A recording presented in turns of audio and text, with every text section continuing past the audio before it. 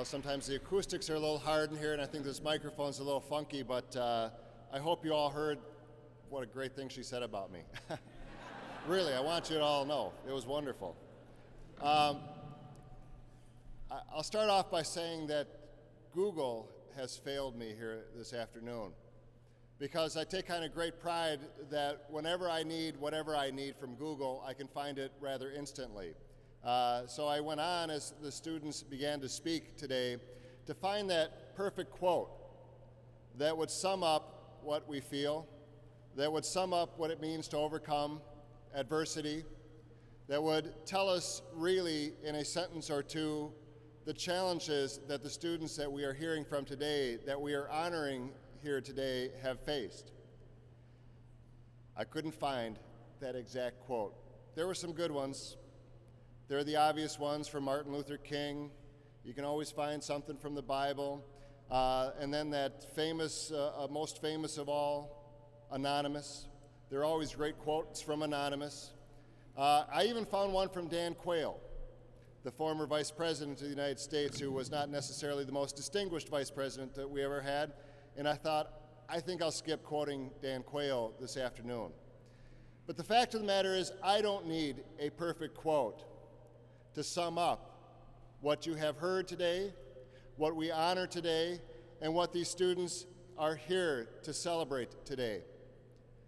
The last time I spoke in this building, I spoke for a ceremony honoring the ascension to the highest court in the land of Justice Sotomayor. Her life has been a testament to what you can achieve.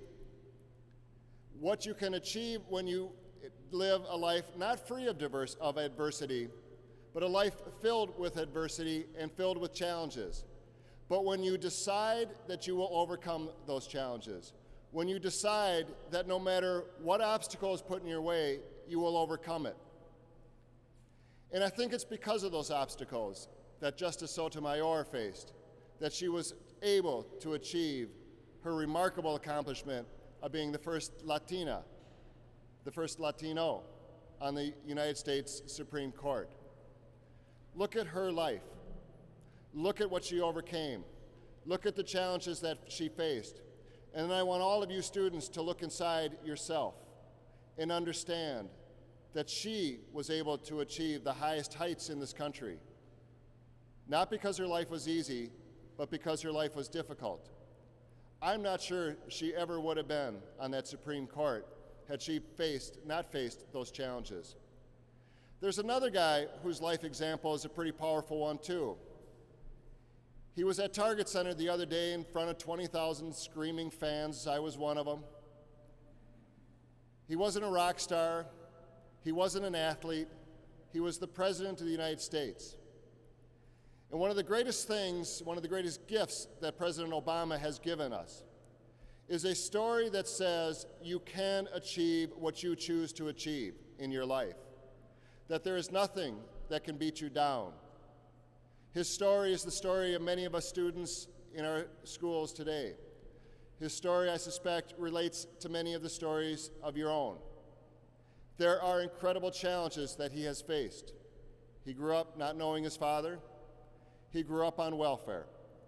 He was raised by his grandparents. His mother struggled. She died early. It is a story that has been repeated every day in our schools.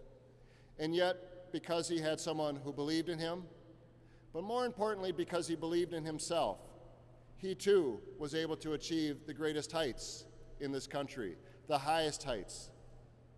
And he faces challenges every day. He has people in Congress calling him liars. He has people that tried to shout him down. He has people that tell him that he won't succeed, and yet he continues to push through.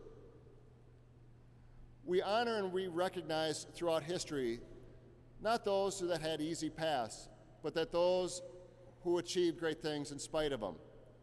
I was thinking about when you look at World War II, we celebrate those that got to Paris to liberate France.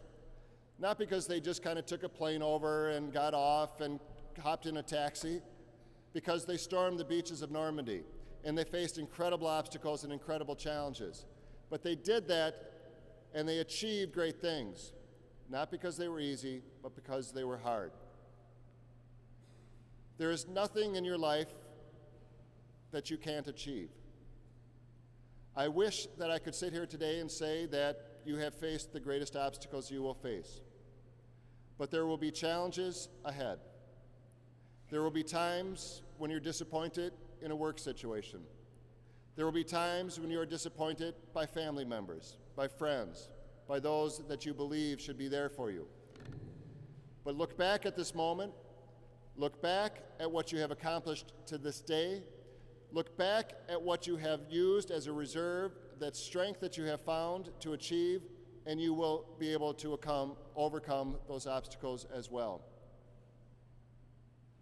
But if there's one lesson I want you to take away from today, look around this room. Think about the people that you have known so far. Think of the great folks at Genesys Works. First of all, I want you to thank them because they have stood with you and they will continue to do so. But mostly, I want you to remember, they believe in you. They see your power. They see your potential. They will be there because they believe that you will achieve great heights. In those moments ahead when you have challenges and obstacles, look around this room, keep a picture of the people in this room in your head, keep a picture of those that have been with you and stood by your side, because they will be there for you in the future. Maybe not directly, maybe not physically, but in spirit, in mind, they will be there for you. I will be there for you because I believe in you. I know what you've accomplished. I know what you can accomplish. The world better watch out. Thank you very much.